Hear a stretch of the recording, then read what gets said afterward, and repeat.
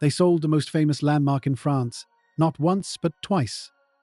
Victor Lustig, a sophisticated con man with charm and cunning, managed to convince people he literally owned the Eiffel Tower. He pulled off this astonishing feat first in 1925. Lustig, a true master of deception, was fluent in 5 languages and used over 47 different aliases during his criminal career. He even posed as an official. He arranged a confidential meeting. This was with 6 leading scrap metal dealers in a very fancy Paris hotel suite. Lustig presented himself with great authority. He claimed to be a high-ranking government official. He told them a grave secret. The Eiffel Tower was a serious problem for the city of Paris. It was too expensive to maintain. Lustig elaborated on its structural issues. He said it was becoming a public liability. The city council, he explained, decided it needed to be dismantled. The tower had been originally constructed for the 1889 World's Fair. Its initial purpose was always temporary. It was meant to stand for just 20 years. It proved useful for radio transmission, and so it remained. The tower itself stands an impressive 324 meters tall. It weighs 7,300 tons of wrought iron. It required 2 years, 2 months, and 5 days to build. 300 steelworkers to construct it. 18,038 pieces of wrought iron were joined together. 2.5 million rivets were used in its assembly. Lustig explained the government needed to sell this massive amount of metal for scrap. He told the bidders to submit their formal proposals. And secretly, he demanded a substantial bribe. This bribe was necessary to secure the highly lucrative dismantling contract. The biggest victim in this elaborate scam was a prominent scrap dealer named André Poisson. He completely swallowed Lustig's unbelievable story. Poisson truly believed he was getting an exclusive deal. He paid a massive sum of money for the fake contract. He also handed over a very large cash bribe to Lustig. This bribe was intended to grease the wheels and ensure Poisson's victory. Lustig took the money. He immediately escaped to Austria with it. Poisson was left utterly devastated.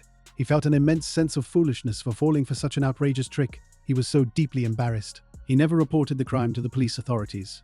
This allowed Lustig to remain completely free. Lustig's audacity knew no bounds. A mere 1 month later, Lustig returned to Paris. He planned to try the exact same scam. He gathered another group of 6 unsuspecting scrap metal dealers. He meticulously repeated his elaborate story. This time, however, one of the dealers grew highly suspicious. This shrewd dealer reported Lustig's suspicious activities to the Parisian police. Lustig received an urgent tip-off from an unknown source. He swiftly managed to flee France before any arrest could be made. He was never actually caught for these particular Eiffel Tower sales. Lustig moved on to countless other scams across the globe. He became particularly infamous for his money box scam. This was a supposedly magical machine that duplicated currency, but it only produced 1 genuine bill every 6 hours. The rest were just blank pieces of paper. He operated fearlessly across many countries. He was arrested multiple times throughout his long criminal career, but he was incredibly slippery. He would often use his persuasive charm to talk his way out of trouble, or he would simply orchestrate a daring escape from custody. Lustig's incredible criminal career spanned several decades. Eventually, his extraordinary luck completely ran out. He was finally arrested in the United States. This arrest was for extensive counterfeiting of federal currency. He was sentenced to 20 long years in the notorious Alcatraz prison. His inmate number was 2,669. He died there in 1947 due to complications from pneumonia. His life showed how easy it was for a cunning mind to exploit trust.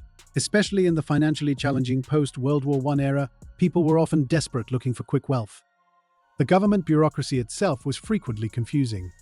The Eiffel Tower still proudly stands as an iconic symbol of France. It never did become scrap metal. Lustig's brazen double sale of the tower remains one of the most astonishing cons in all of history. It truly showcases the depths of human gullibility and the incredibly sharp mind of a master trickster.